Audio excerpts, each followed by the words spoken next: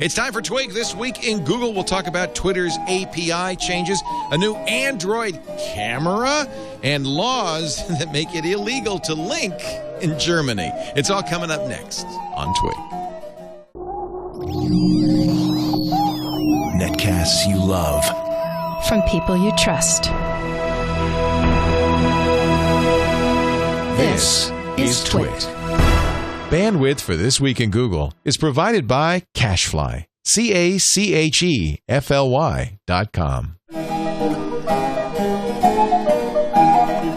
This is Twig, This Week in Google, episode 160, recorded August 22nd, 2012. The number one Twitter quitter. This Week in Google is brought to you by Ford.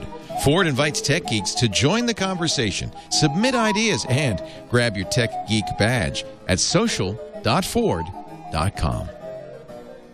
It's time for Twig This Week in Google. Do not let the name deceive you. This show may or may not have anything to do with Google. It really is all about what our hosts want to talk about, whatever they want to talk about. From Chipotle to Glee to Habermas. Ladies and gentlemen, I give you Gina Trapani of smarterware.org. And think about Hello. Hello, Gina. How's it going? Good. I'm excited about the show today. As always. I'm always excited. I look forward to the show all week long. Best hour of the week. Yeah, I think so. Don't tell the other show hosts I was going to say, don't tell your other show hosts. You just said that. You say that to all the I do. shows, I say that to all the hosts. That's Jeff Jarvis there. He is... I do everything to be on this show. We're on vacation at the beautiful Skytop Lodge at the Poconos, and I interrupt the vacation to be on the show because this show is a vacation. Well, please apologize to Mrs. Jarvis and the Jarvis clan. I am sorry. They're glad to get rid of me for an hour. He's in the Poconos, baby. Jeff vacation is no jokes. Jeff is a professor of journalism. I guess school doesn't start for a while. I thought next week. Next week. At City University of New York, he's also the author of Public Parts and What Would Google Do, and other great books. Oh, also Gutenberg the Geek, a 99-cent special from Amazon. He blogs at buzzmachine.com. Gutenberg the Geek now available in India. They just expanded Kindle singles to India. Oh, that's interesting. Mm-hmm. So is that automatic, like all Kindle singles now are available in India, or did you I think so. If you have rights to, yes. I think it goes there. Yep. If it's yours, right. Yeah, that makes sense. Yeah. That's the advantage of publishing it yourself. It's so amazing, the interlocking publishing rights, and what a mess it is internationally. You see it all the time on Audible, where there's a book on... In fact, one of the books we've been recommending on Audible was Stephen King's Salem's Lot, which they had for years. All of a sudden, it's not there.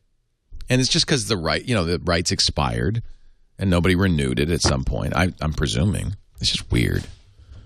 Rights are a bad idea. All right, let's talk. Let's talk Twitter. It feels like I've been talking about this API change for a long time. It happened right after the last show when we had the discussion about app.net. Right after that is when all this stuff Isn't that funny? Dalton's timing is pretty darn good with app.net. Yeah. So, it was Thursday last week. Yeah. Marco, I first became aware with Marco Arment's post. He's the creator of Instapaper, interpreting some of Twitter's API changes. And this, I would say, is arguably the gloomiest interpretation. Yes. There are those, including the guy at Tapbots, which is one of the top iOS Twitter clients, who said, no, it's fine. Don't worry about it. But here's this all comes from a post on the Twitter blog by Michael Sippy titled "Changes Are Coming" in version 1.1 of the Twitter API. It gets weird after that. For instance, you can't detach photos in a Twitter stream and put them on another window. No other third-party or social actions could be attached to a tweet. In effect, tweets have to be published exactly as Twitter specifies, no matter where you're publishing them. Tweets that are grouped together into a timeline may not be rendered with non-Twitter content. Comments, updates from other networks, or presumably circles, arrows, or... Whoa, but they said Spotify was fine. I mean, not Spotify, Storify was fine, but that's exactly what you can do in Storify is annotate. Right. How could they do it's not your content, Twitter. It's ours. Oh, that's really what the battle is, isn't it? Whose tweets are these anyway? Yeah. Jeez. Flipboard's Mike McHugh left Twitter's board apparently recently, and Marco assumes because of these APIs, because it would have. I imagine it's going to affect Flipboard. This is quoting from the post. One of the key things we've learned over the past few years. This is from Twitter, Michael Sippy. Is that when developers begin to demand an increasingly high volume of API calls, we can guide them towards area of value for users and their businesses. To that end, and similar to some other companies, we will require you to work with us directly if you believe your application will need more than 1 million individual user tokens. And if 1 million sounds like a small number, you'll need our permission if your application will require more than 100,000 individual user tokens if you're using our user streams product. 100,000. However, you could be grandfathered in. That's why the Tapbox guy is not upset. He says, well, you get double what you've got now. And this is specific to traditional Twitter clients, not other kinds of Twitter products. Like Flipboard. Oh, it's just clients? Yeah, traditional Twitter clients. The 100,000 user token permission kind of ceiling applies to clients that make large amounts of calls to certain endpoints that map to traditional clients. Does that make sense? So only Twitter clients, like traditional Twitter clients, are going to get hit by this 100,000 user token well, that's ceiling. Significant because that means without Twitter's permission, you can't have more than 100,000 users. Right, if you make a traditional Twitter client. But so something like Storify isn't a traditional Twitter client, right? It's like a curation. It's a curation site. Okay. Favestar, Storify, Clout. Go ahead. Well, but let me understand though. But the earlier things that Leo listed about how you can't intersperse other content, you must display the tweet is the full tweet. You may not put any other social action upon it. That's not just for Twitter clients? That's for any. That's for everyone. Use of the API. That's for the Huffington Post or Storify. Display requirements do apply to all apps, but yeah, the user cap is targeted toward traditional Twitter clients. I mean, Twitter's been telling us for 18 months that they are discouraging developers from making new traditional clients. They're saying this area is saturated and we want you to build on Twitter, but we want you to make products that are not traditional Twitter clients because we've got those already. That's basically what they've been saying for the past 18 months. And these guideline changes are just, kind of like, and this is how we're going to provide that guidance. Paul Haddad of Tapbots responds, don't panic.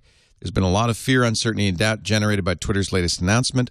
I wanted everyone to know the world isn't ending. Tweetbot for the Mac is still coming out. They're in beta now. Tweetbot for iOS isn't going anywhere. He says the changes to the API won't affect Tweetbot. All current API calls are made using Authentico. That's the authentication requirement. That's appropriate, by the way, right? Yeah. I mean, this is the thing. Like, as you know, I'm a developer. I build Twitter product. I'm building, it uses the Twitter API as one of its primary, part of its primary function, along with lots of other APIs, Facebook and Bitly and Google Plus, et cetera. And I read these changes. There are about 5 major bullet points. 3 of them are great. Awesome. Per endpoint rate limiting, awesome. Verifying pre-installed clients, awesome. OAuth across the board, awesome. There's one that's like, meh, because it really depends on how they enforce it. That's the display requirements. And then there's one that's pretty yucky for traditional client developers, which is the user token ceiling.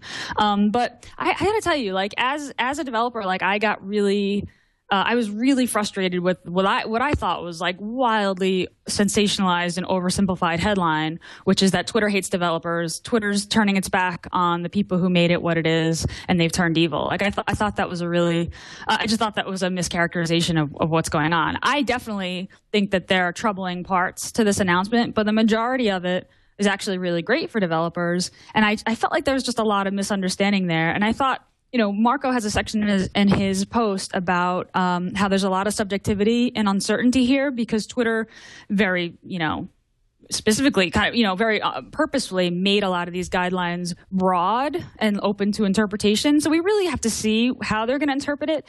Do we really think that Twitter is going to ban any app that has an email this tweet link on it, like just through, say, Android's share menu?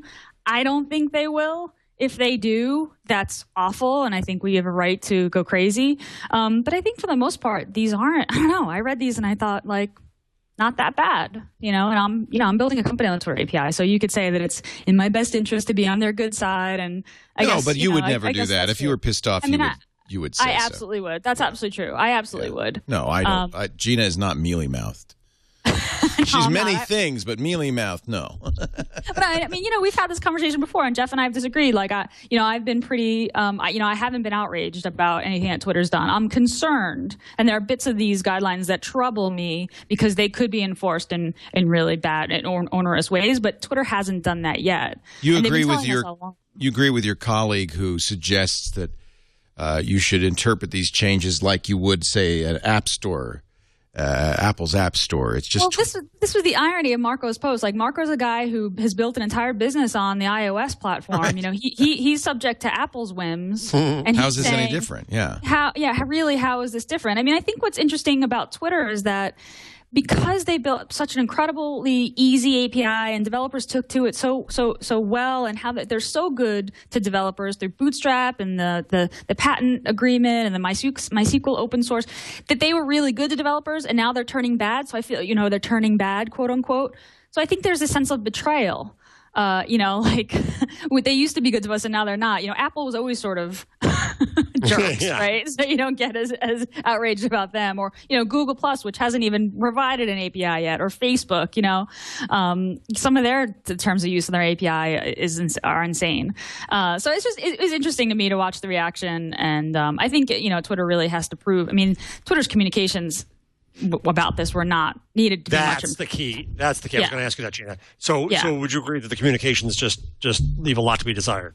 Yeah, they really did. I mean, I know Sippy, and he's a really good writer, and it surprised me that it came across so kind of the tone was slightly doomsday from their point of view, like, oh, we're about to lower the hammer, you're not gonna like this. I mean, it kind of came across that way, and so I love that Anil, my co-founder, rewrote the announcement and kind of with a positive spin as like, oh, we could rewrite this announcement this way, and I thought that was a really interesting sort of intellectual exercise. But yeah, I agree that the communications could have been a lot better. And I think that there were just parts of that announcement that were very developer specific. I think there were a lot of people saying Twitter's turning their backs on developers who don't really understand what per endpoint rate limiting really is and why it really is superior to what they offer now. Yeah. When they say per endpoint, they don't mean per app. They mean per user. They mean per API endpoint. So the Twitter API provides a set of endpoints. So an endpoint would be like a kind of question you'd ask an API. So an endpoint might be the home timeline, or the endpoint might be your direct messages or your profile. These are all different like questions that you can ask the API. So right now you get 350 calls per hour across all endpoints per user. This change, you get 60 calls per endpoint per hour. So if you use more than 6 endpoints, right, because 6 times 60 is 360, and 360 is greater than 350. I know I'm doing this quickly. Basically what Twitter's doing is they're saying you get more API calls per hour across a lot of endpoints with this change, which puts the squeeze on traditional client apps, traditional Twitter clients, which are constantly querying the home timeline endpoint, right? Primarily. They're using one endpoint over and over. They're using one endpoint a lot over and over, exactly. Versus products that use lots of different endpoints that do something interesting with favorites or do something interesting with, pictures. Which ThinkUp does. ThinkUp does do that, yeah. So I mean, it's good for you, bad for TweetBot. Well, right. I mean, just off the top of my head, ThinkUp uses over 9 endpoints, right? So that ups our API call allocation from 350 an hour to 540 an hour. So that's great news. That's great news for us. And TweetBot doesn't seem too concerned about it. Honestly, even if you're a traditional Twitter client and you're being conservative, you're being smart and conservative about your API calls, 60 per hour per endpoint is totally reasonable. So TweetBot could make one call and then feed all of its clients with that one call. So they're saying every second or every minute you make...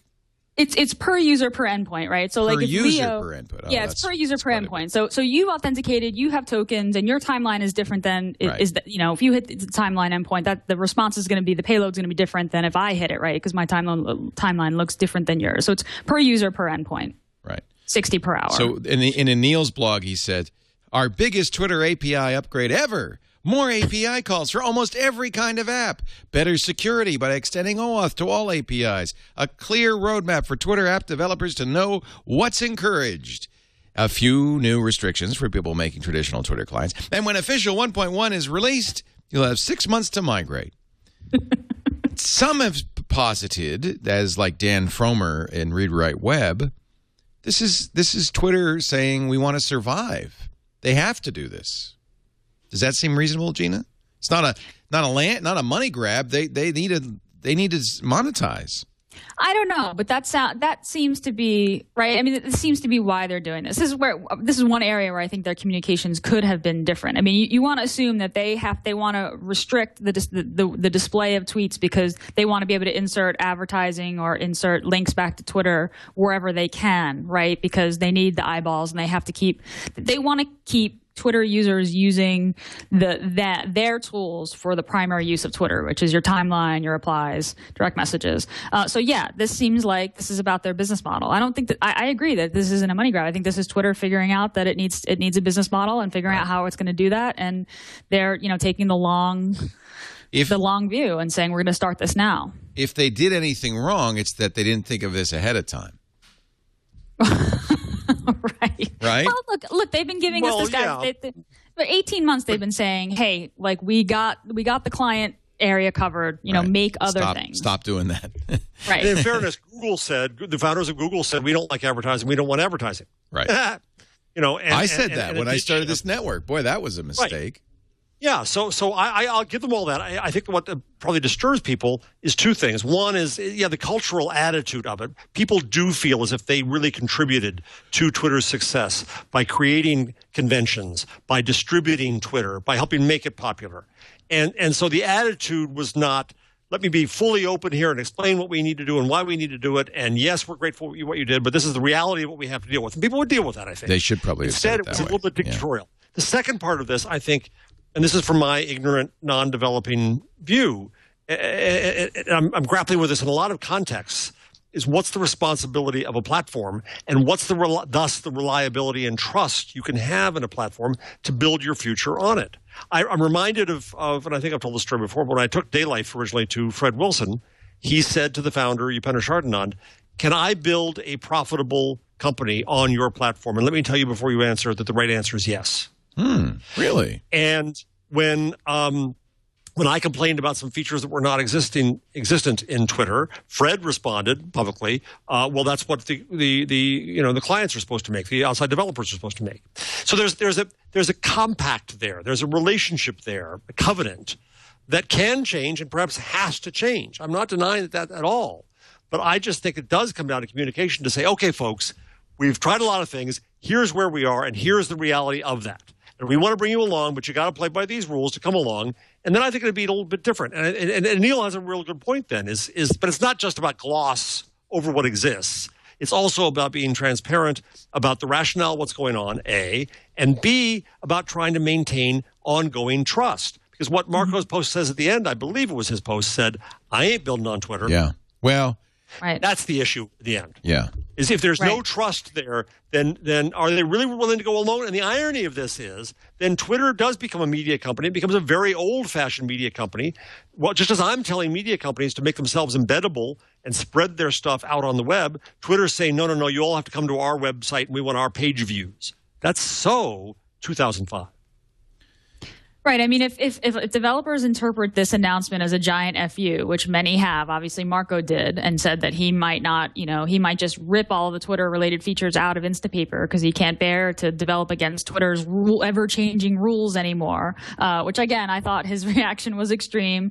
If he interpreted it that way, the risk is that you're not going to have a Twitter developer come along and say, you know what I want to do? I want to build a business making a really awesome Twitter client that does all the things that none of the official clients do, right? I mean, that's how Tweety happened. That's how TweetDeck happened, all of which got acquired by Twitter, right? So that's how that innovation happened in the beginning. That innovation is not going to happen now because no developer in a right mind is going to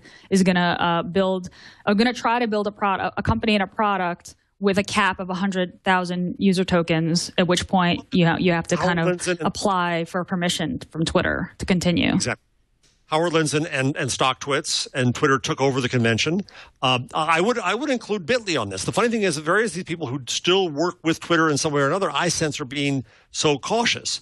But I'm cautious in becoming hypercritical of Twitter here because I've made mistakes before when it comes to Twitter. I didn't understand some of the good work they were doing internationally when they came up with rules, and I thought, well, that's a bad rule. But in fact, the idea that they would censor something in one country but leave it in other countries and make it transparent, I didn't get by that what they were doing was exposing censorship. It was a good thing. But I'm also a little gun shy with Twitter now after the Olympics and what they did with Guy Adams' account.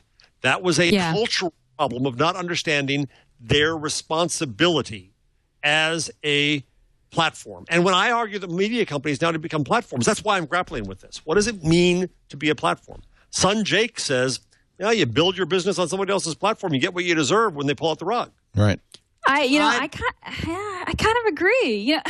It's funny. I was saying on Twitter that we have to wait to see how Twitter actually enforces a lot of this stuff before we can truly criticize. And Mache from Pinboard and Jason Kaki, who does Stellar, they both said to me like, "Well, what do you mean you're not supposed to protest a law until someone gets arrested for it?" And I was like, "But Twitter isn't a democracy. We're not voting about whether or not this is okay." I mean, but with us, Twitter is nothing. The first rule I wrote a post about kind of trying to explore these notions of a platform, and simply put, without users, a platform is nothing. Period. Yeah, that's absolutely true. So it may not be a democracy, but it is a collaboration. And if it's not collaborative two ways, then it doesn't work as a platform because there's not two-way trust. Right. Absolutely. That's true. My point was like, I'm going to be outraged if Twitter indeed bans an app for having an email this tweet link in it. That no social actions bit, which could be interpreted very broadly. Like, I'll feel more outraged and I'll feel like they're truly evil if they, really don't want us to email tweets, for example, or share a link to Instapaper from a tweet, which is what Marco brought up in his post. And so, people were saying that we should protest, these changes now before we actually start to see enforcement. I mean, I'm going to learn a lot about enforcement because I'm building a Twitter product, so I'll let you know if we get pulled over for something. But I think your larger question. But Gina, isn't it a weird thing you're saying? You're saying that you are not going to build it to the letter of the law because you're assuming they don't mean the law. No. I mean, I'm going to comply. I'm going to comply with the display requirements. I'm going to comply with the changes. What Twitter's asking me to do, whatever terms I've accepted when I said I want to use this API, I'm going to comply with. But for example, the Android example I think is a good one. In Android, you have a sort of a built-in share menu, right? You can tap something and say, share this to email, share this to messaging. That's a social action. If you interpret that very broadly, is Twitter really am I going to take that? For example, menu, am I going to disable that menu on tweets? Because if you interpret this guideline very, very strictly, Twitter might ban the app. No, of course not. I'm going to leave it in there. And if Twitter calls me out on it, then I'm going to pound my fists and say that they've gone evil. I'm going to go back to your point about democracy. It's not a democracy. You're absolutely right. Mm-hmm. But Twitter has to acknowledge publicly that it depends upon you developers. And I think that they did at the beginning. I was at a conference where Biz Stone was asked, along with Chad Hurley and Reid Hoffman, by a Wall Street guy, what big company do you want to do a deal with? They looked at them like they were confused German shepherds with their heads cocked. They said, why would we do that? No, our users and our developers distribute us. We rely on our ecosystem. It's a member of an ecosystem. And let me just do this real fast. But when I wrote the post, I tried to come up with some rules for platforms. Right. The first, I think, is that users come first. If you don't believe in that, then you're creating a walled garden. You're creating a service. Hey, use it or lose it. We don't care. It's like a telephone company. Second, a platform is defined by its users. If it's truly a platform, you don't necessarily know how everyone will use it. Only through its use do you learn what it is. The platforms collaborate. If you don't collaborate, it's a dead thing. A platform changes. And the platforms need principles. That a platform, I think, should be transparent. It should enable portability. These are principles. And that it has to be reliable. If you can't rely on it, if you cannot trust it to be what you think it is going to be, if you can't rely on it to at least be transparent about its changes, then is it really a platform? Now, is Twitter a platform then? Or is it becoming AOL? People always say, oh, Facebook is the next walled garden, the next AOL. Is Twitter trying to become the next AOL? Can you be a platform for people but not a platform for developers? I don't think so, because I think people are developers. Even if you don't write code, right? The people who put in hashtag or @ in Twitter. That's true. But they're not Absolutely disenfranchised. People would use it. So, in other words, people are. I would submit that these API changes affect developers, and so Twitter might be saying we don't want to be a platform for developers. We want to be a platform for people, for users, okay. for people, for yeah. Justin Bieber fans, yeah, and it's less about power users and developers and more about regular people. That's not unreasonable, is it?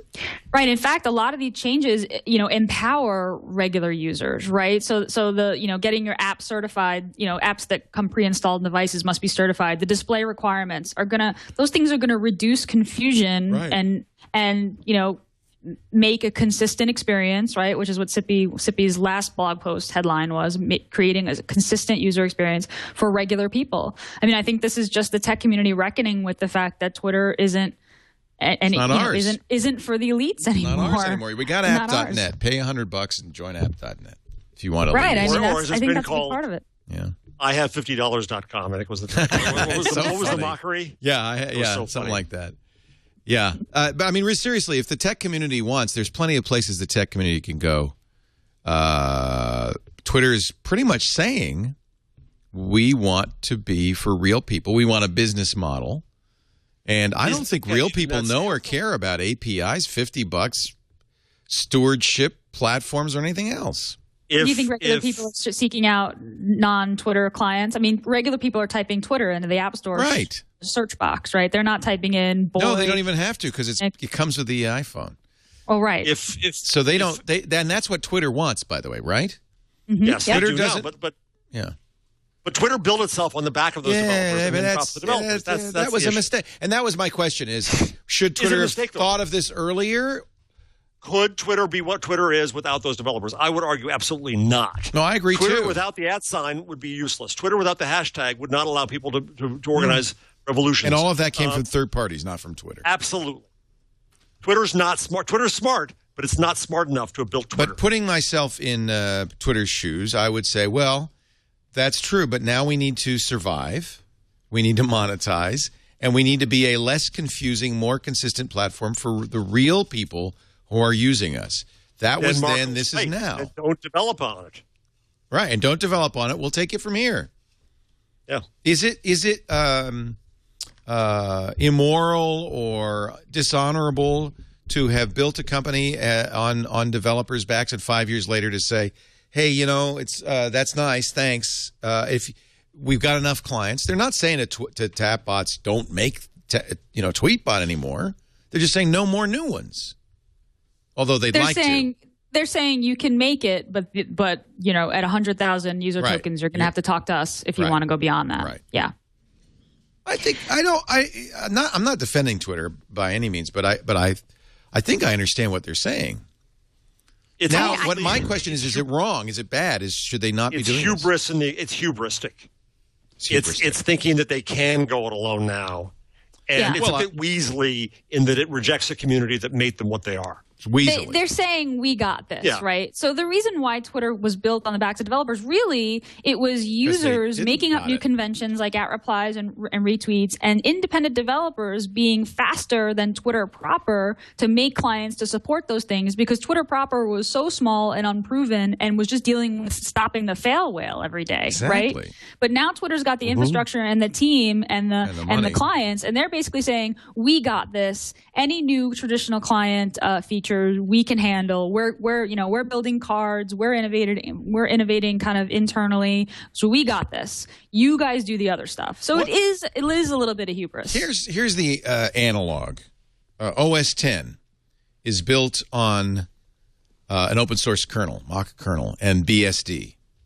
So they built up. Now Apple never made a promise to that community, and they made a little bit of a promise. We'll give back Darwin, blah blah blah. But they're built on IMDb, CDDB. There are many. CDDB is actually the most accurate analog, which was a database of CD information that was created by users, which went basically private. And they said, okay, we got it from here. It happens a lot, actually. So is it immoral? Is it unethical for a company to grow and change? Especially if you accept the premise that they couldn't survive. I think that's the crux of it. Did they have to do this? Is it greed or was it necessity? We don't know because they really haven't told us. Yeah. And Dan Frommer says it was necessity. What's the downside of? So I guess the downside is we must put ads in tweets, and if those ads don't appear, right? Yeah, I mean, I wrote another post this last week trying to rethink copyright. Not that I'm hardly the first one doing that. There's millions of people trying to rethink it, but it occurs to me that there's a notion of what I call credit right, the right to a credit, the right to move things on, and that creates new models. And so I saw a company I might have mentioned last week called Repost.us. Did I mention them? That enables an article to become embeddable. So that I wanted to build this because no one would build it, but luckily along came a company that did it, and it's really very cool. That an article could travel and be embedded like a YouTube video with brand advertising, your own advertising, the creators advertising, the creators' analytics, and the creators' links associated with it. So rather than trying to get everybody to come to your site, which is the old media model, now you can go to where the readers are. And what that has embedded in it is the business model that says, yeah, you need advertising and analytics to travel with your content. If it's going to travel anyway, let's take advantage of that and leap on top of it. So, I argue that, yes, the creator has some rights to create those rules by which this can happen. So is Twitter right to say we think these buttons have to travel with the stuff that we've created? Okay. The only yes but there is not one shred of content on Twitter was made by Twitter. It was made by its users. And so we asked Gina, is it a democracy or not? No, it's not. But it should act a little bit more like one with an acknowledgement that if we left tomorrow, and this is why Google says, don't be evil, not because they're virtuous, but because being evil is really bad business now. Is this evil? No, I think Weasley is as high as I'll go. Okay.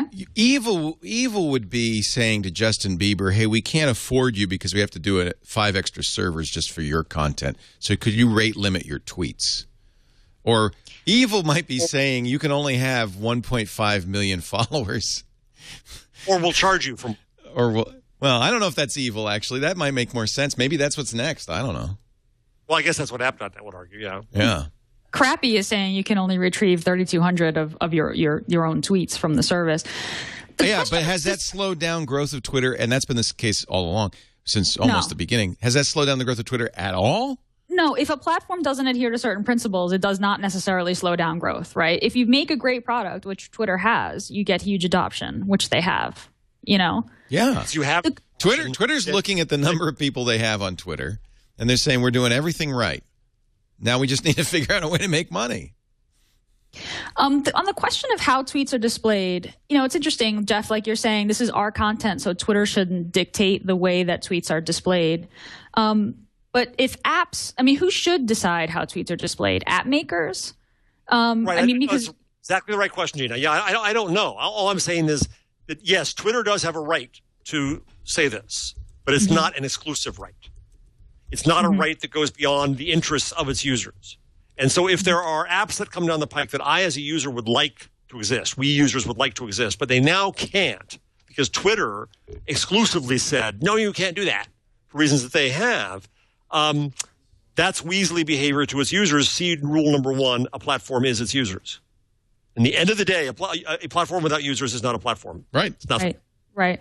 That's what I'm saying. It's a platform for users now. Thank you, app developers. It's not a platform for you. The user, but what has Twitter become? Twitter became what Twitter became because developers. Yeah, but it's done. And that's the real question, Leo. Is it done? Is Twitter baked now? It's baked. Yes, it's baked. You see its you see Twitter hashtags on every television show. It made it. It's done. Thank you. We'll take it from here. I admit, I'm believing you danced with the one that brung you, but I can understand why they might say, hey, we've got investors. The ones that brung them are the people that put $150 million into Twitter's infrastructure. That's what made Yahoo. Yahoo thought it was baked. Google never thinks it's baked. Interesting. I'll tell you the couple of apps that I'm really concerned about given these guidelines. Time Hop. You guys have used Time Hop? I think we've talked about it here. Time Hop. I love it. Yeah, so they email you a year ago tweets. They're not going to be able to do it. Yeah, I mean, well, they even if they comply with the display requirements, they just added a new feature where you can comment on and ask somebody. Like, so if I get your year ago tweet, I can ask for an explanation. I can be like, hey, hey, Leo, cool. like, what did this mean? But that's a comment on another service, a third-party service.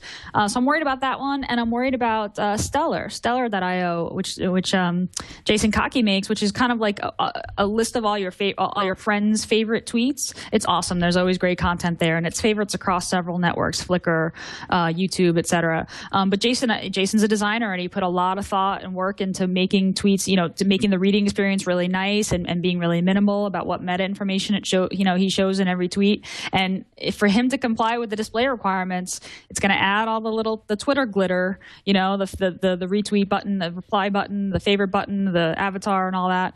So I'm concerned. I want to be clear with everyone that I am concerned about these changes, and I think it's going to affect some apps that are even not traditional Twitter clients badly. And I'm really hoping that Twitter is going to take that Facebook approach of like break things and then kind of break things fast and then fix them later. I'm hoping that Twitter is going to iterate on these changes and maybe clarify some of the guidelines or requirements and maybe be a little more lenient than the worst interpretation. And that's just a hope. And we're going to see these changes roll out in the next the coming weeks.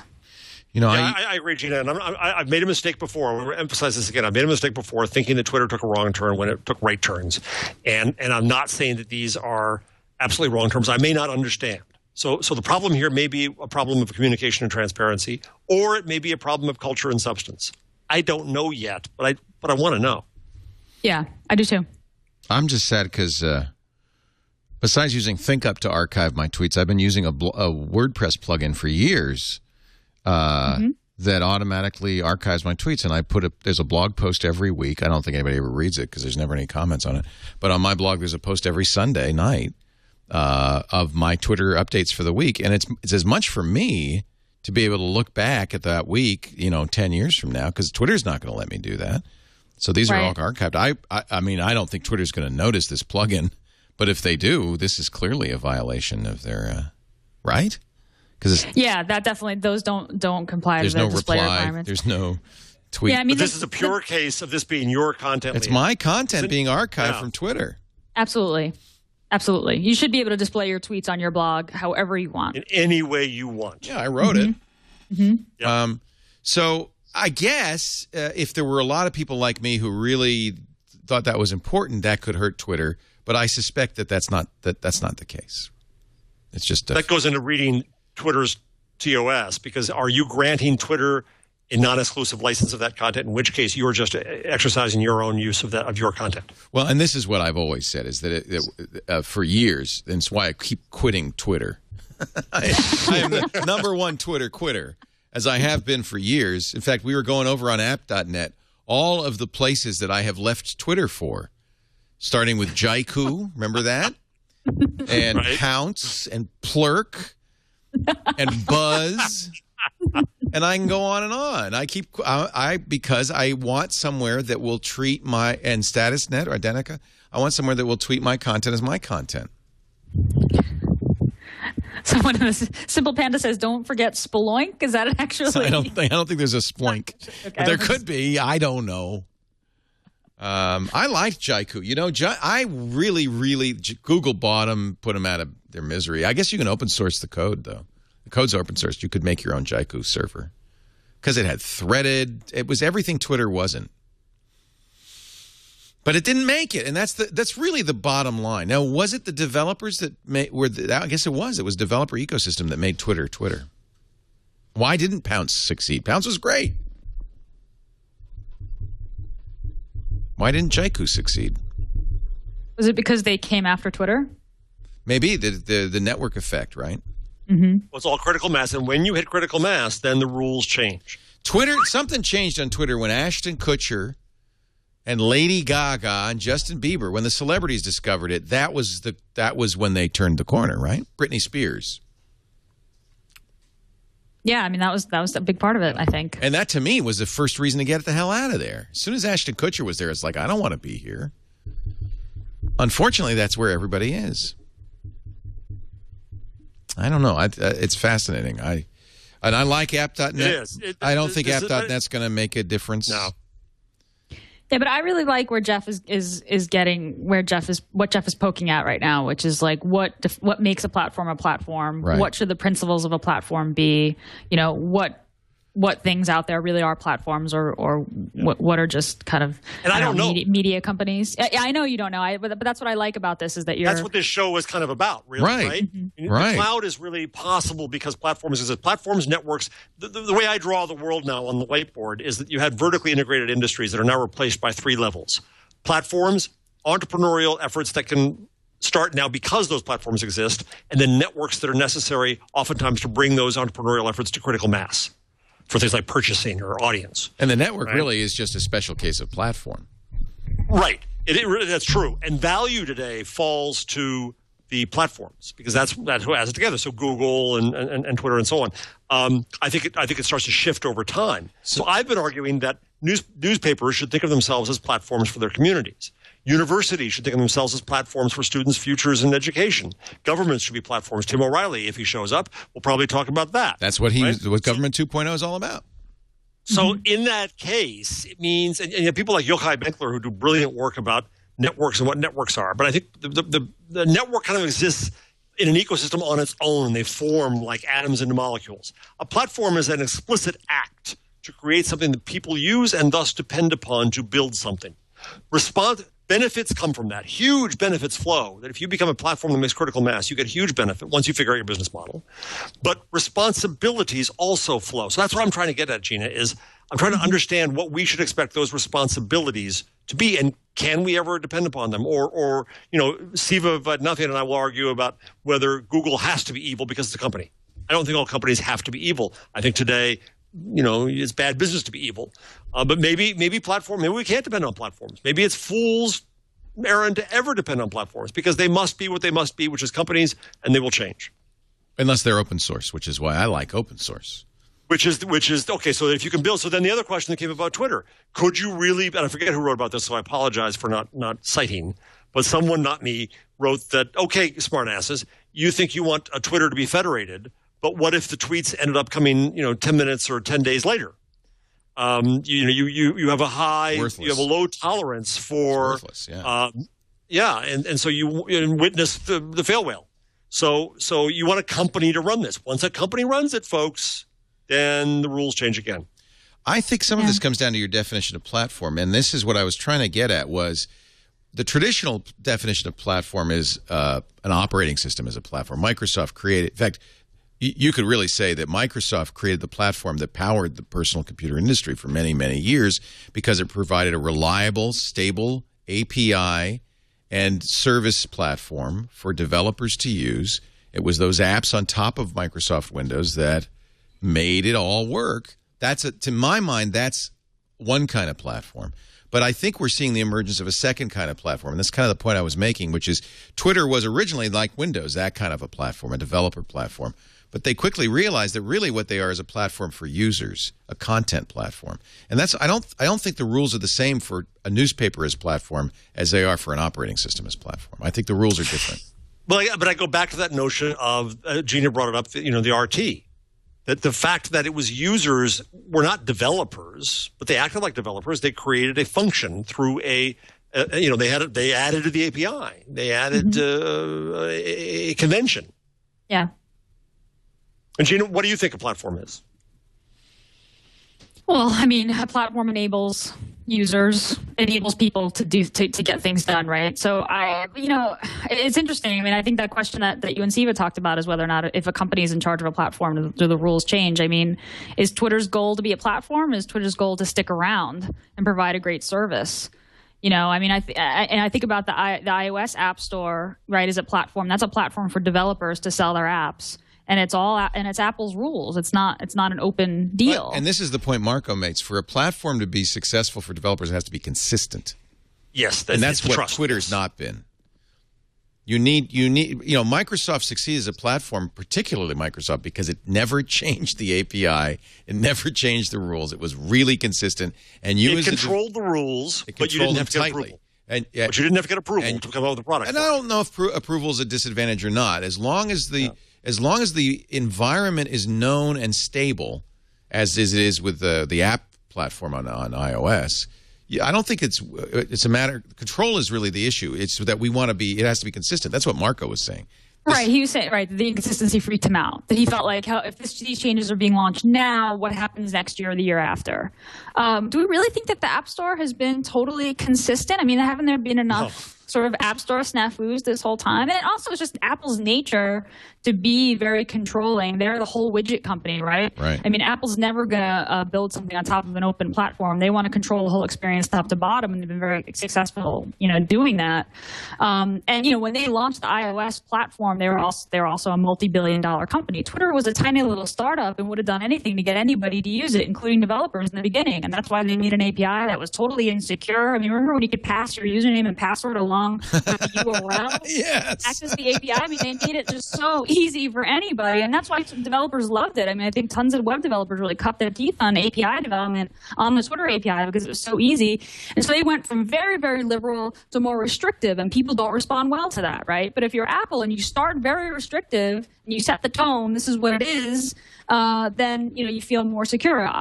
Marco obviously feels that Apple's been very consistent this whole time. I don't know. I mean, things change. I feel like things have changed in the App Store as well. I mean, there's uncertainty about everything. Whenever you're building something on someone else's business that relies on someone else's business, there's risk. I mean, there's risk when you cross the street, But this is why consistency is so important. You have to make, I don't think it's a problem. Jeff, you seem to think it's a problem if a platform's owned by a company. No, I don't. I'd agree with Siva that it has to be, because it has to be a dictator. A platform is ultimately a dictatorship, because otherwise it's inconsistent. And so it has to be absolutely consistent. But it's a collaborative. But it's a mix, isn't it? You have to provide. A platform means stable. I can build on this. If it's a moving, shifting sand, it's not stable. It's not a platform. A platform doesn't move. That means it's a dictatorship. Now, you can do all sorts of loopy things on top of it, but Linux that platform. Is a dictatorship.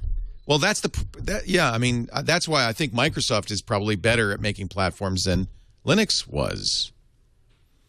And Apple, too. But even Linux is somewhat of a dictatorship. I mean, Linus was smart enough to say it's not Linux unless I say it's Linux. Oh, I mean, open source, the key part of successful open source projects is a benevolent dictator, but a dictator indeed. Right. And, Apple introduced the Mac App Store. I mean, I have to buy my apps through the Mac App Store a certain way, and now they're building into OS X ways to say, this app hasn't been verified. I haven't installed the latest update yet, but, it does. It differentiating between official Apple apps and then Apple app, apps that you just download off the web. I mean, they've gotten more restrictive over time as well. I mean, I think there's just a lot of uncertainty around Twitter in general because people still don't understand how they're going to make money and what they really are, and they're sort of indicating that they're not really sure what they are, and their communications, as we've said, haven't been clear.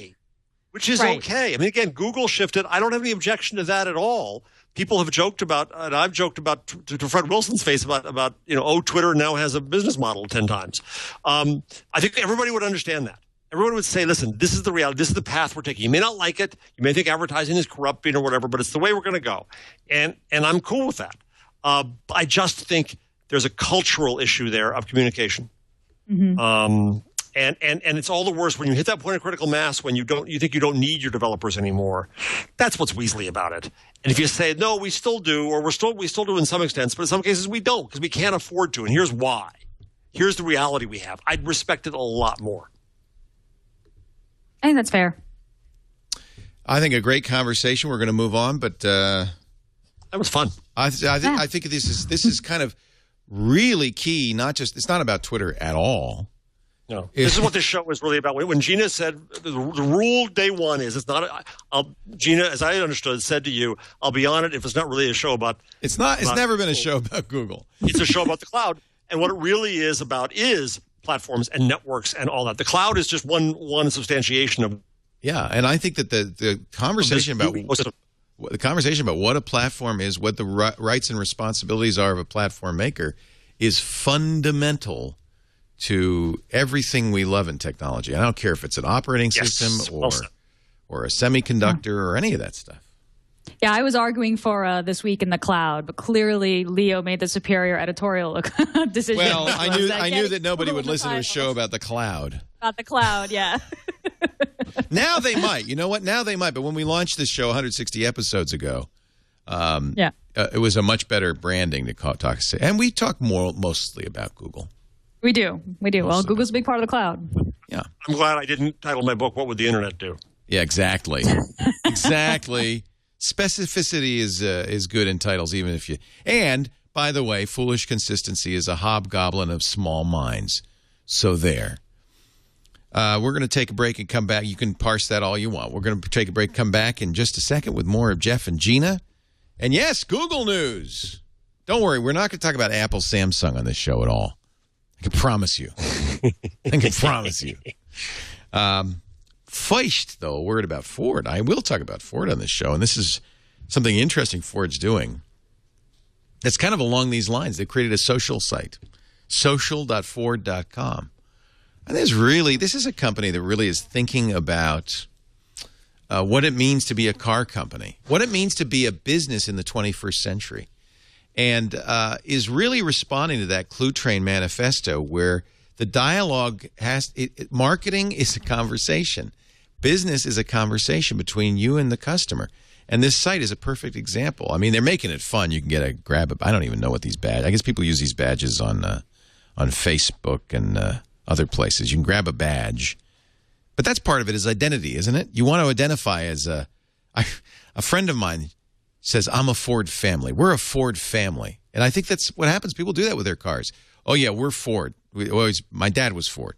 So if you're in a Ford family, you can get a badge. I think this is, Ford, I drive one, or you can have a badge for your particular car, which is great. I have the Mustang badge. And then they made one for us, which is funny. There's a geek badge. Let me see if I can find it.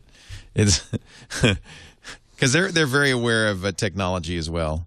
Actually, there's quite a few of these. I'm going through a lot of badges here. Here's the geek badge. Nope. Here it is. Tech geek. We don't have hobbies. We have purpose. You're not just ahead of the curve. You're the one leading it. You can take that badge right there and put it in. Stick it where the stories shine. You also can put your ideas on here or read other people's ideas, which I think is really a cool idea. There are, for instance, in technologies/convenience, there are 1,540 ideas. There are 2,483 green ideas. This is a good way to see what's important to people. 2,926 infotainment ideas. So you can see what really matters to people. There's also articles. In fact, I wrote one, just a little one, because I had an interesting conversation with one of Ford's engineers about autonomous vehicles, what kind of technology is Ford using. Actually, I want to talk to them again. I'll get them on the horn again and talk to them about security, because we were talking today about the car computer and its security. But here's some interesting stuff in here that I posted recently on here. There's lots of, this is it, Ford Social at social.ford.com. Ideas, images, videos, articles, and yes, you can grab yourself a little badge. It's Ford's social site, social.ford.com. I admit it, we're a Ford family. Leo, a badge is the new bumper sticker. Is it? Ergo, I'd love to see badges made into bumper stickers.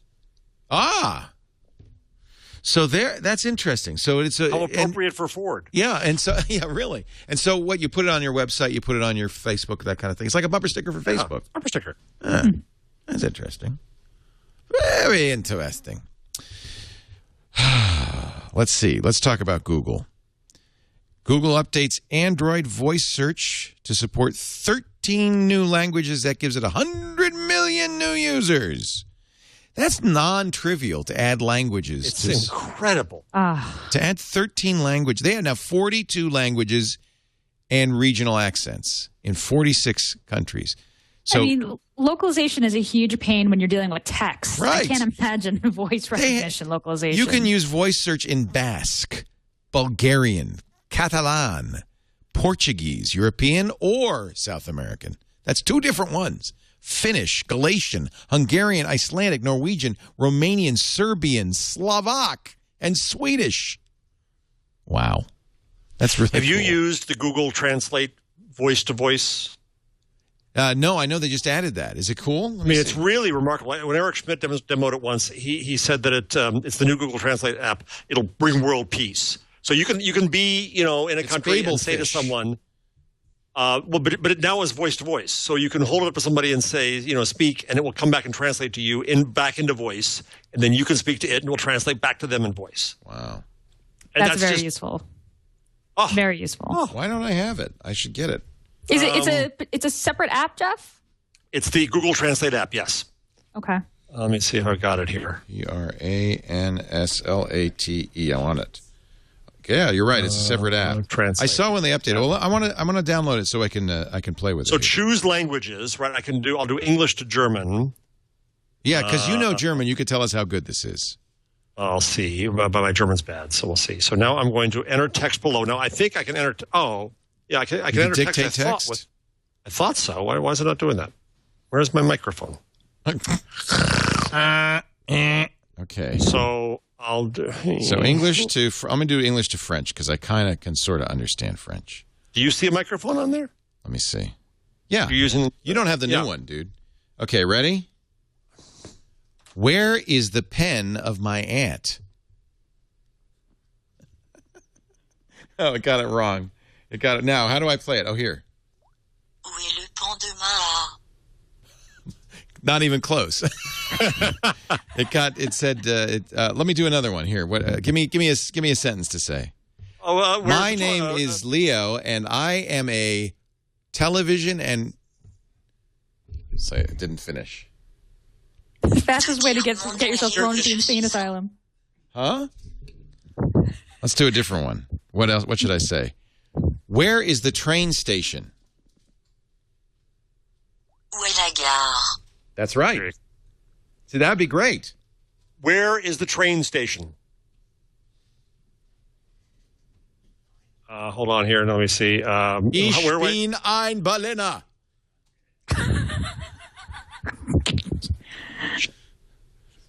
Does it speak Pocono? Hey. Is there a bathroom near here? Because I really need one. Y a-t-il une salle de bain près d'ici parce que j'ai vraiment besoin de un? That's good.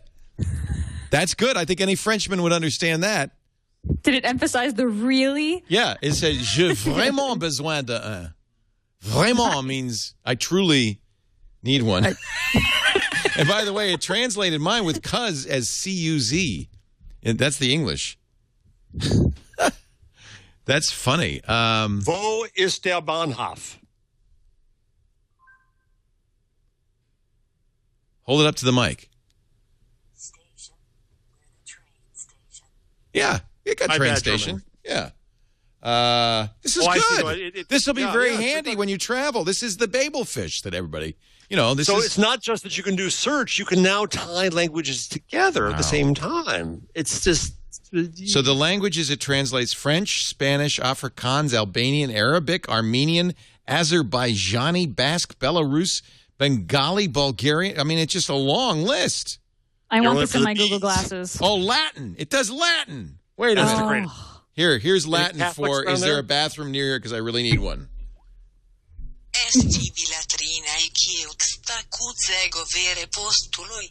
It is. That's actually pretty accurate, as I remember from my high school Latin. I don't know how they had to pronounce it. Yeah, I was going to say, how do you... It's a dead language. I was like, there was a word for bathroom? I guess it was just sort of the hole in the ground. That is kind of amazing. Latrina. Latrina is the word for bathroom. If you're truly stranded in a country where you don't speak the language and you're trusting Google to translate your English correctly or your native language correctly, I mean, that's really putting a lot of trust into Google's hands. Here's Vietnamese. If I don't speak Vietnamese, I'd have no idea how accurate this is. I would just hope they'd point me to a bathroom.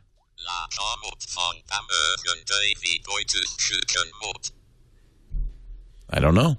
And you just got put in jail. I was going to say, next thing you know, insane asylum. It looks good. Wow. So that's the other thing is that you can change the language. You can say that once and change the language. Yeah. Hail me a tuk-tuk. Is that it? Hail me a tuk-tuk? Is it tuk-tuk? Hail me a tuk-tuk. I don't know. It translated tuk-tuk into Van Ban. I wonder if you say taxi, if it'll translate into tuk-tuk. Ah. We'll never know because I'm stopping right now.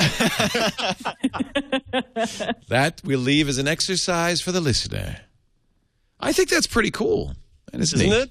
Very cool. And I want that in my Google Glasses for sure. Yeah.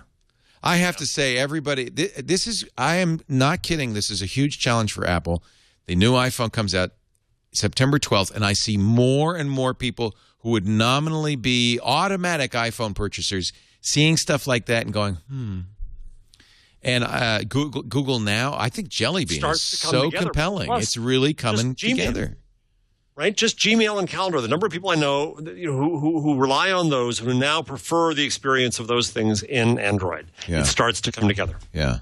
Yeah. And more importantly, the awareness is starting to rise among normal people. I always kind of make this a habit looking as I walk around town, iPhones, and it has been predominant, like 90% iPhones, especially in Northern California. Until recently, I'm seeing more and more Android phones, and I'd say it's 50-50 now. Jake taught this summer at a great thing called ID Tech Camp. They do them in campuses around Stanford and NYU, and he was at Princeton. And he said all the fellow counselors who were all geeks teaching how to program, Jake taught how to program iOS apps. But all the counselors were all using, the instructors were all using Android phones. Yeah. Oh. Yeah. But that's a bellwether because those are the geeks. Yeah. Those are the influencers. Yeah. I said we weren't going to talk about Apple, Samsung, but really the truth is Apple, Samsung, the jury is now deliberating. Really, Samsung is a proxy, obviously, for Google. And Google has responded via its proxy, Motorola, patent infringement lawsuit against Apple with the U.S. International Trade Commission asking the ITC to block Apple from importing the iPhone, iPad, iPod Touch, and various Apple computers. Oh, dear. It's getting ugly. In fact, an ITC judge has already issued previously a preliminary ruling in a previous Motorola versus Apple case and said that Apple did indeed infringe on one of Motorola's patents. So sometime next week, what kind of hell would break loose if the ITC said, yeah, Apple, you can no longer sell the any device in the U.S.? What kind of, the backlash to Google and Motorola on this one is not worth winning this case. Yeah. I mean, they better hope they don't get a judgment in their favor, right? Yeah, I thought that Google wasn't going to use patents offensively. Oh, yeah, well, guess not. And it's interesting that Motorola's official statement worded it that we have little choice but to defend ourselves. We would like to settle these patent matters, but Apple's unwillingness to work out a license leaves us. This is what Apple said to Samsung, by the way. Right. We would like to work out. This is this mutually assured destruction. This is what it's all about. You buy patents. Meanwhile, at the same time this week, someone at Google, I didn't put it on the rundown, I forgot, argued in favor of getting rid of software patents. Good. So everybody is in agreement. Yeah. It's just too expensive. It's too much money and time is wasted. It's a death blow to innovation. But as long as those laws exist, well, have at it. Yep. YouTube is going to let users decide whether they want to see ads on mobile. I am shocked.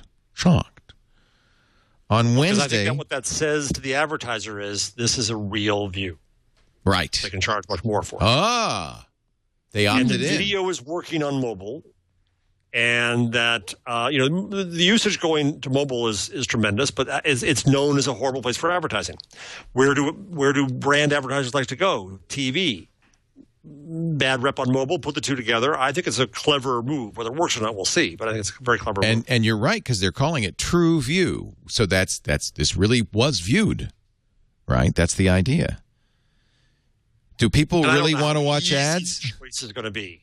This is from the New York Times Bits blog. Claire Kane Miller writing, do people really want to watch ads? Yes, the executives say. Say they're lounging on their sofa, watching funny YouTube videos on their phone. By the way, this is via the mobile site. This is not an app. They might want to watch a trailer for a new movie from Paramount Pictures. Or, if they're watching videos to get new style ideas, and L'Oreal offers a beauty video, they might be interested. You know, Leo, what occurs to me just in a second is that what Google did with AdSense was force the advertiser to create an ad that performed. And then they were forced to do cost per click. Right. And so it's almost the same here, is that Google's saying to the advertiser, you better have a good ad or nobody's going to want to watch it. Yeah. You know, Dig did this, didn't they? Dig said you could opt out of ads on Dig. And I thought that was quite innovative. And I think it's the same exact motivation, which is, hey, if people don't opt out, they're really paying attention. It's a better ad. I thought that Dig was that you could like dig or bury an ad. Well, the same thing. You could say, I don't ever want to see it. Right. Right.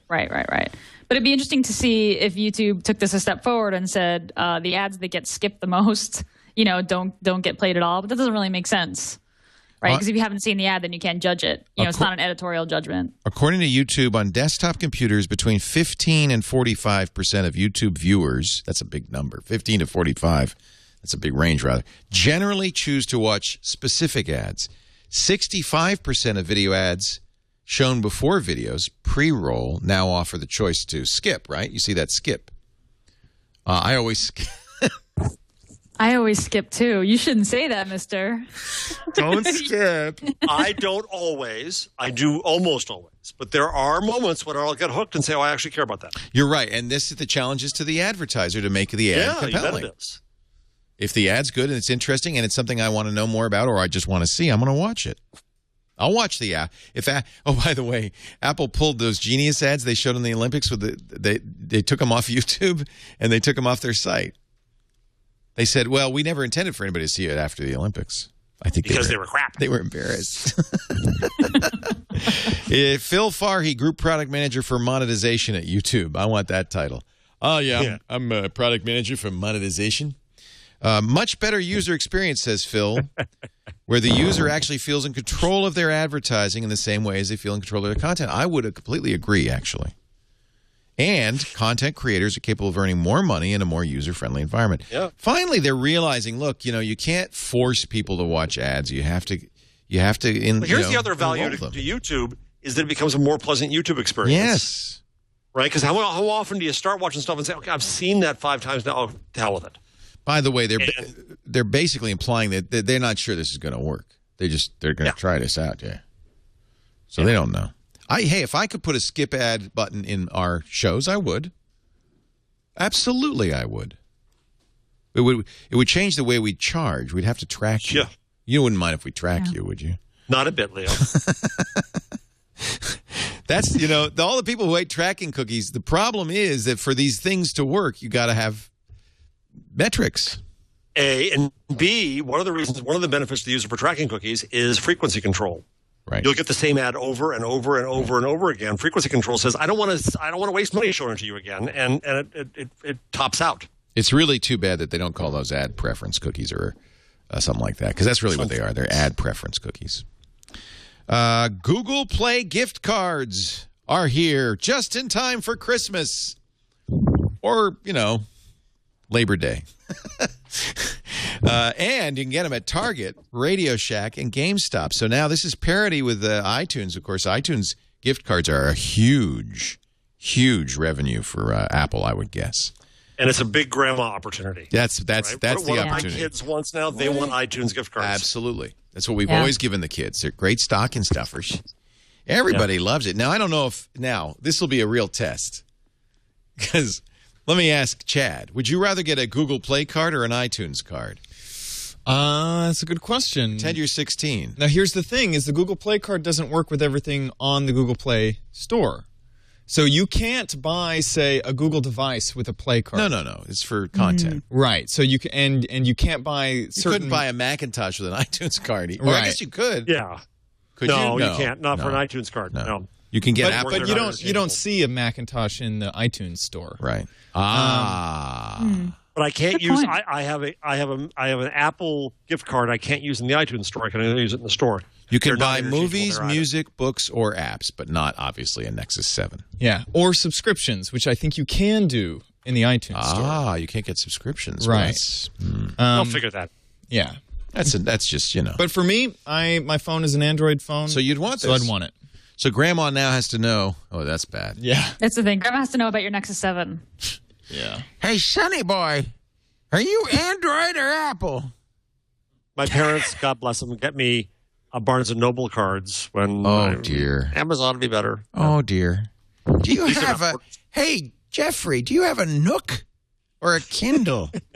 Well, the other reason I find this compelling is that kids who have cash instead of credit cards can now go into Target, buy a Play Store coupon, and now have credit. Oh, that may be the whole point of this. Exactly. That's a Chad really good Johnson, point. ladies and gentlemen, his hair may be Ding, red, ding. but he's got stuff in his head. But Yeah, his good his point. matter is still gray. Matter is still great. Very good point.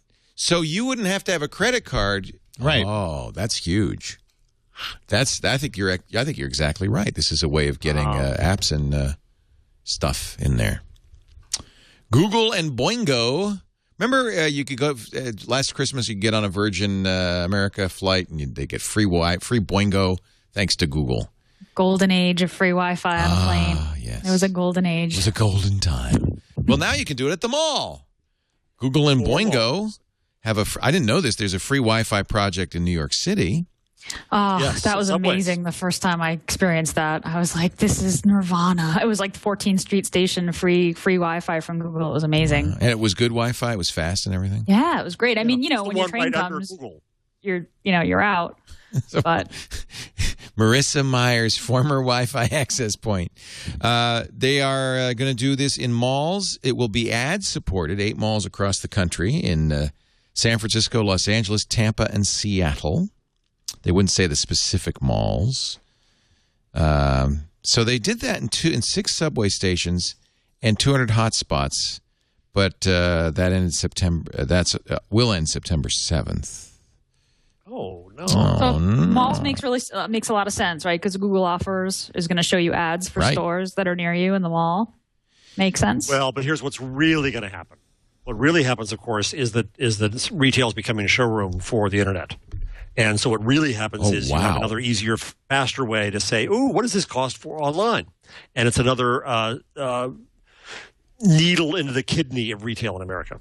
So I'm surprised the malls are going to go for it. I know that was a really weird one. Needle in the kidney. I was going to say a kick in the kidney. That was a little too much. I was going to do a wood stake in. That was too much. I was thinking it was a little smaller. This is how my brain operates. Ow.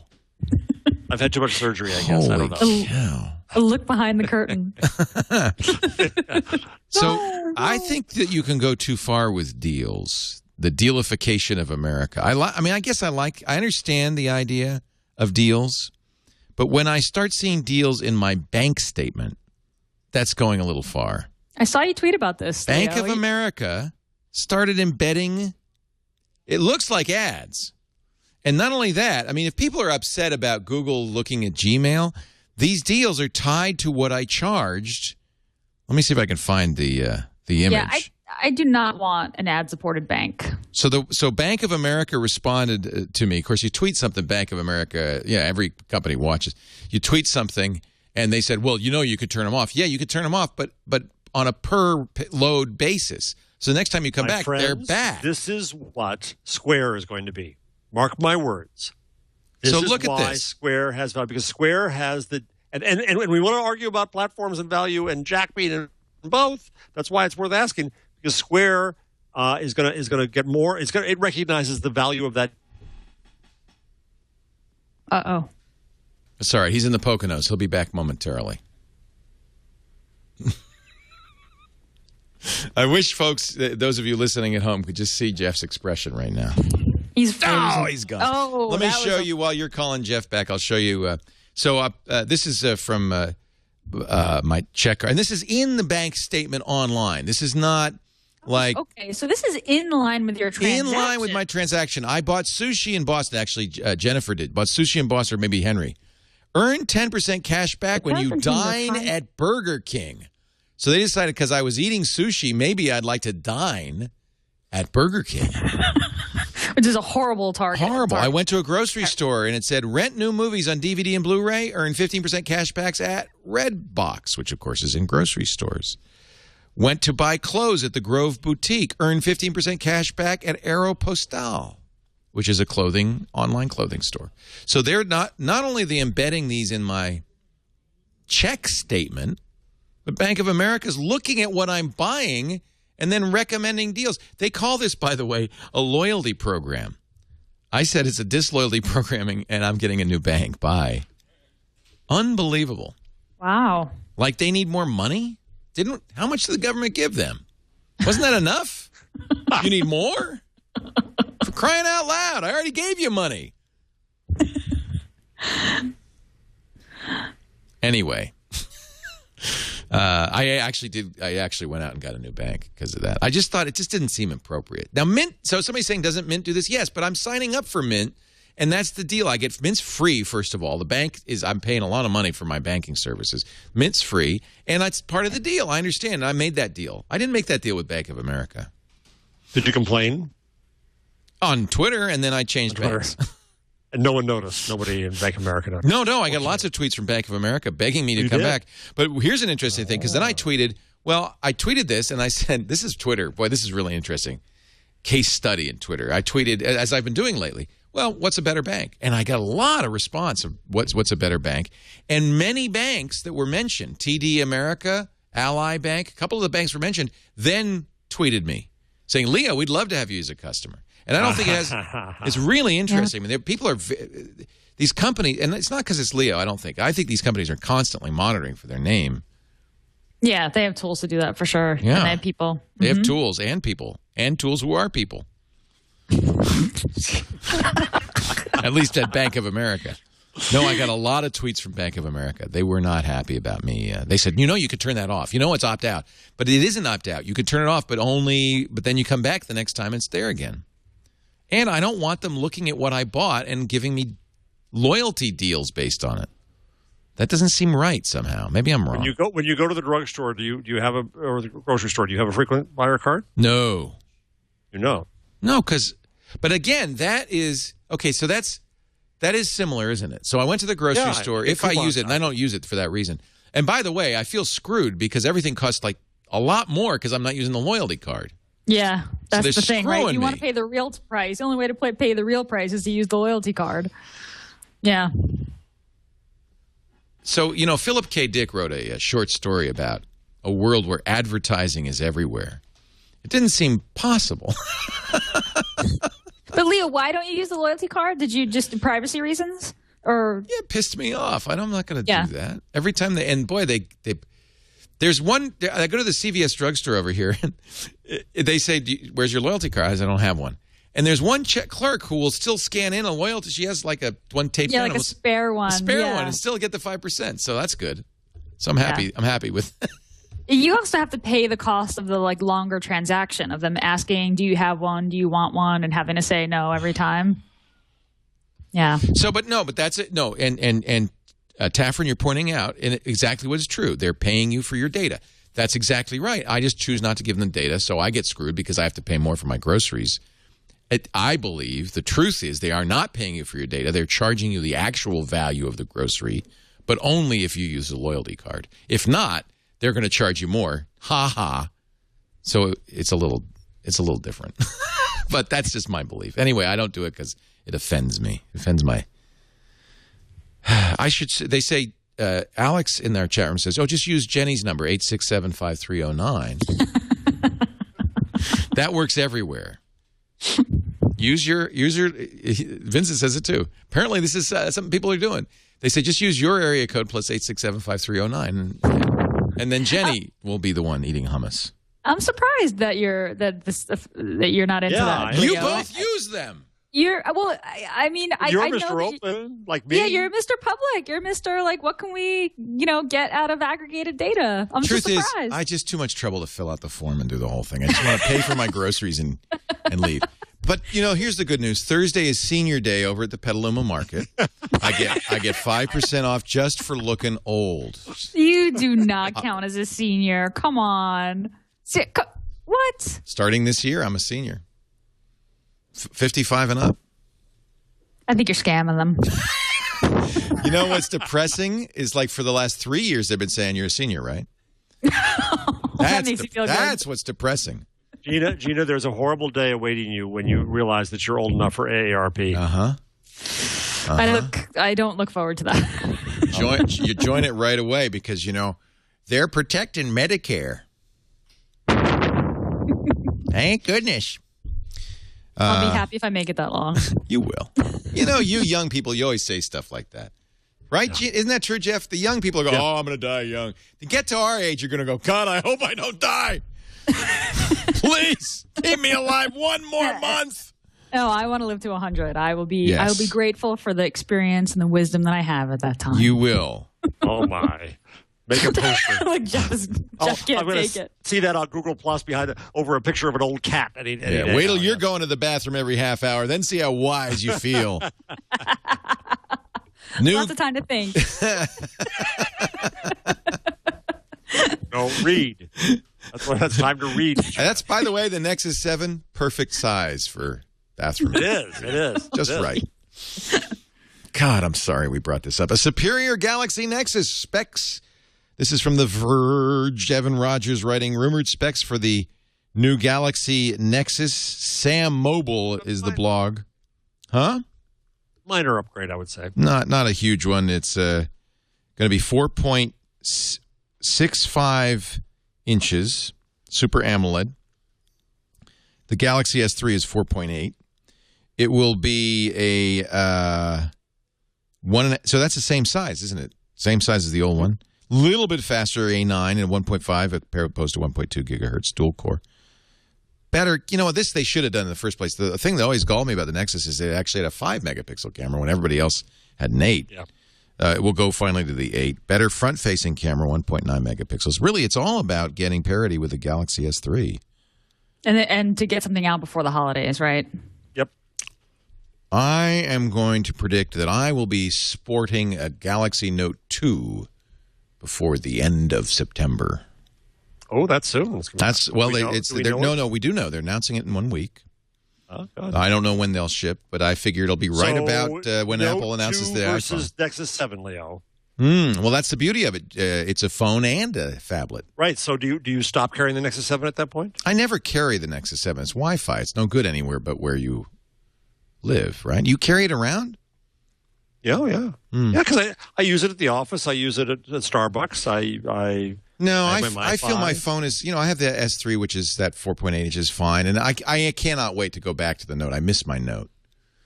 So when the new Note's 5.5, that'll be, if it fits in my pocket, which I think it will, I will not, I don't carry the iPad around either. It's too big. Even the 7. Well, I used to carry my laptop around with my phone, with my iPad. No. I then reduced to just the iPad. Now I've reduced to just the phone and the Nexus 7. I do love the Nexus 7, but I just feel the phone is sufficient. What about you, Gina? Do you carry a tablet with you? I mostly work at home. When I travel, I do carry it in my bag, but I don't carry it in a pocket. Yeah. Travel's different. Yeah. But if you're you say, I know I'm going to a coffee shop. Should I bring something with me?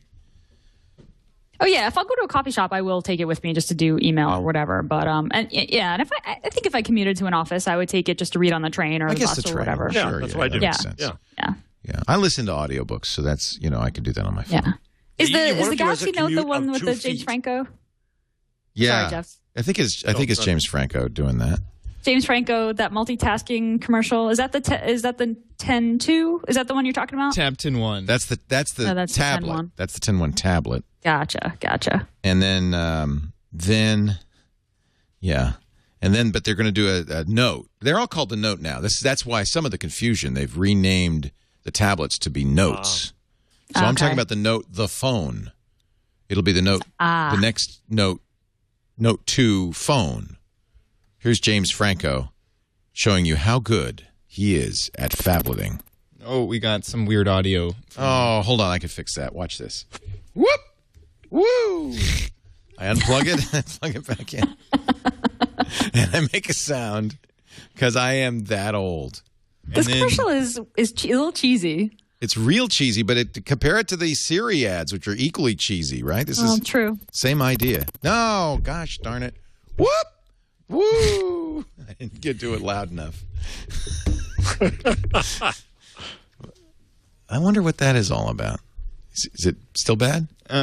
Soap opera? There we go. Yeah. See, it works, but you got to do two whoop-woos. I directed Let's go back to James Franco. Oh, hi. I'm James Franco. Oh, hi. In the past few years, I've acted in a bunch of movies. Yes. I've written some. Yes. I've produced some. And I've directed some. And I got a PhD in English. I've also appeared on a soap opera. I directed a theatrical dance company. I'm thinking this is how they pitch him. James, you can do an ad, but for the first 30 seconds, it'll be an ad for James. And then we'll just talk about how great you are. Just how great you are. And he said, yeah, I'll do that. Are you going to pay me? So anyway, eventually he gets to the tablet. He's making eggs for some reason. Wrote a book of short stories. Oh, he's still boasting. And I'm even directing this commercial. Bruce, give me a little wider. And cue the tiger.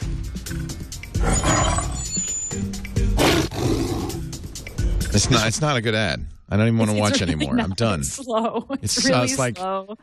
That's already 30 seconds. You haven't even told me what you're advertising.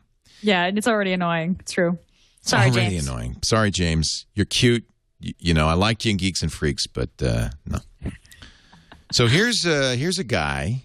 He's a guy who Google contractor, part-timer, whose job was looking at the worst of the internet. Did you see this?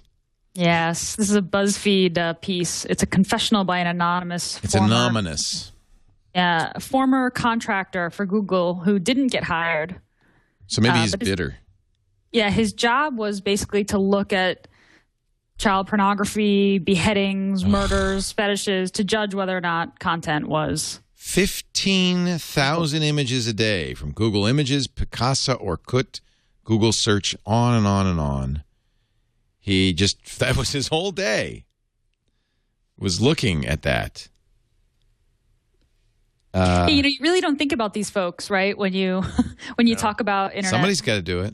Yeah, someone's got to do it. And it's funny. He said that he didn't realize at the time how much it was kind of affecting his outlook on life and the world, but that they had some auditors come in and just kind of test him, like give him some test images, kind of like a Rorschach test to see what his reaction was. And he said that after, a year of looking at all that crap, he would see a picture of a father and a son and be like, that's messed up.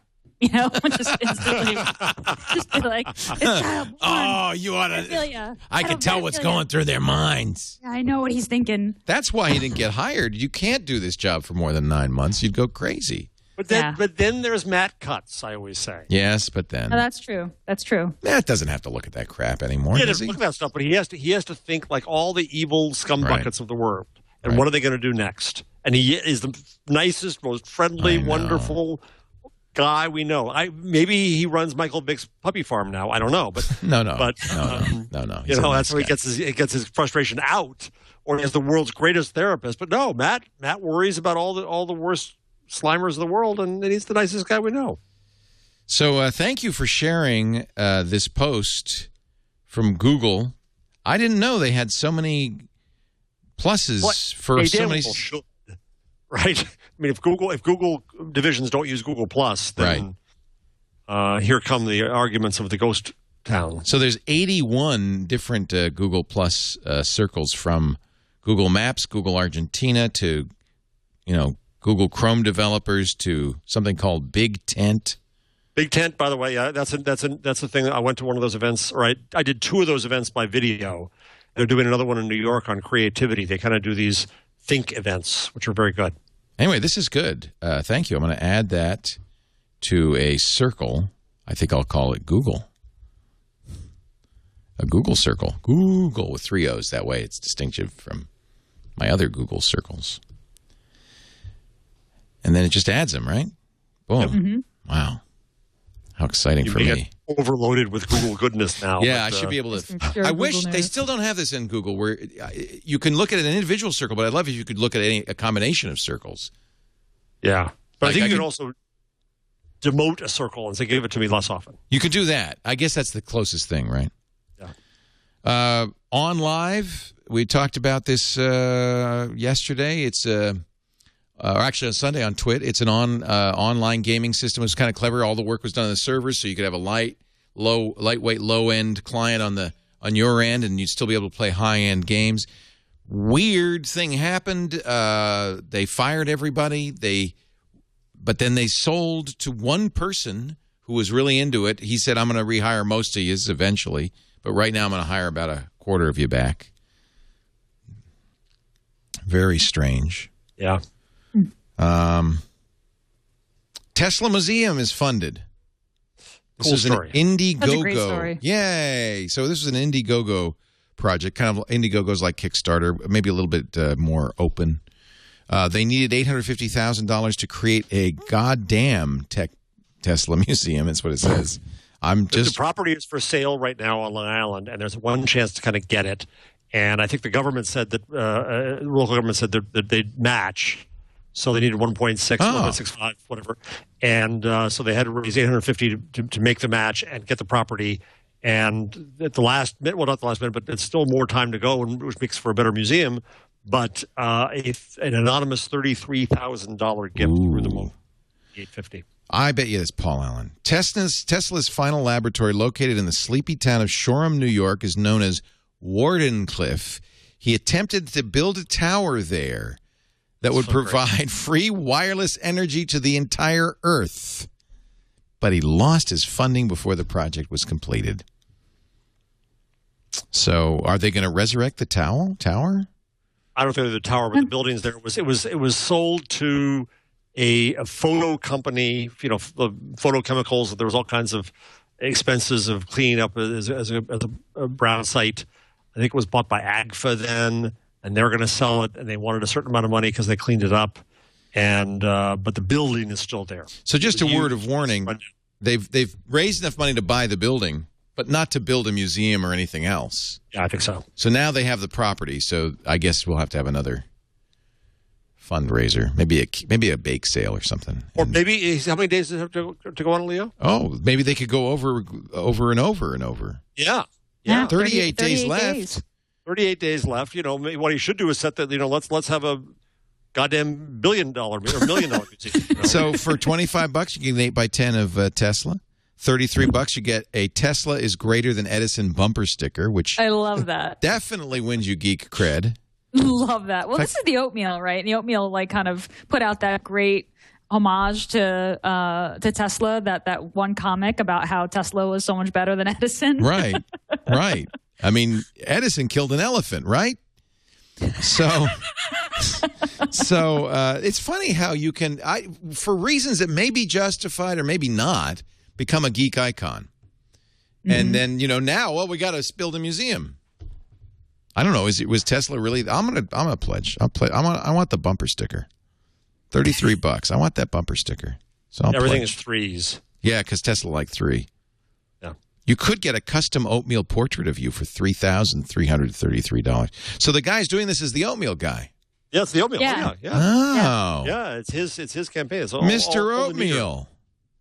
Dark Lord of the Oats. That's why it's let's build a goddamn Tesla. That's why totally I thought it was gratuitous profanity, but no. Oh. He's not merely taking the Lord's name in vain. He's doing it all the time. So I'm going to give you this one, and then we're going to move on. This is for you. Just for you, Mr. Jeff Jarvis. Germany. Germany, your favorite country. Yeah, I'm going to use my Google Translate now to translate what the F they're doing. It's kind of hard to believe. They basically want a law that says if a search engine reproduces a newspaper's headline and or first paragraphs, you have to pay the newspaper. So you can link to them, but you can't link to the headline or any content from the article. Right. And this is called a Leistungsschutzrecht. Put that through your Google Translate and smoke it. And it's various publishers coming together, and the publishers have a bad business model. They've always been complaining that Google's making all the money and we aren't, but now they're hiding behind the skirt of government trying to create this law. And it's kind of the last minute of it going through the Bundestag, and now people are raising alarms as well they should. So Kai Oberbeck, the policy guy for Google in Germany, just wrote a strong response to it, which I think is in due time should happen, and other companies are, because it's just ridiculous. It's just there's also they were also talking about a kind of an ancillary copyright that would force companies to pay publishers license fees for using their work in a commercial setting. So employers, for instance, if I have people reading the internet here at the office, I would have to pay the publisher for letting my employees read the news online. It's like Muzak licenses. Yeah, it's the absurdity. Okay. Got a bad business model? Go to the government. Yep. They specialize in fixing up bad business models. Wow. Is that going to pass? Is there a chance in hell? I think now it's not going to. I think it's because they went through a second. There was enough furor. Went through a second. I guess I shouldn't use that word. They went through a second version, and neither side likes it. So we're at that kind of impasse now. And it's basically publishers thumping their chests about how they're being put upon by this bad internet. Marissa Mayer has stuck it to Google now, not once but twice. According to Business Insider, she has hired a chief of staff who used to hold a position at Google. In fact, has been there since 2007. Most recently, product manager and managed Google Plus marketing. His name is Andrew Schulte. It's not the first Google employee she's hired, actually. She's hired a number of Google employees, and she's decided not to give all the Yahoo employees Android phones. They're all getting iPhones. I think they have a choice, is what I saw. Wow. I didn't see that in the story. Most of them are stuck with BlackBerry today, which is so appropriate to Yahoo's status of life. So if they're giving her, if she's giving them a choice, that's a different story than the one I read, which just said they're getting iPhones. So they have a choice. I think they'll have a choice. That's what Google does. Google says you have a choice. Yeah. Yeah, that's fine. It's smarter, too. You want people to be on these platforms. That's one of the arguments about why Yahoo is behind in mobile. Right. They're using BlackBerries. BlackBerries. For crying out loud. Of course they're behind. But their BlackBerry client, awesome. Awesome. All right, we got to wrap this thing up. Has Mr. Tim O'Reilly arrived yet? He's going to be on Skype? Well, then we better wrap it up anyway. Let's finish these things up with Gina's tip of the week. Gina? Google just launched a new mobile search experiment called Handwrite. So this is pretty cool. It's popped up on my phone. I think they announced it earlier this week. If you go to google.com on your mobile device on iOS or your tablet or Android, it doesn't work in Chrome. It works in the stock Android browser. And you enable it in your settings. You go to g.co/handwrite.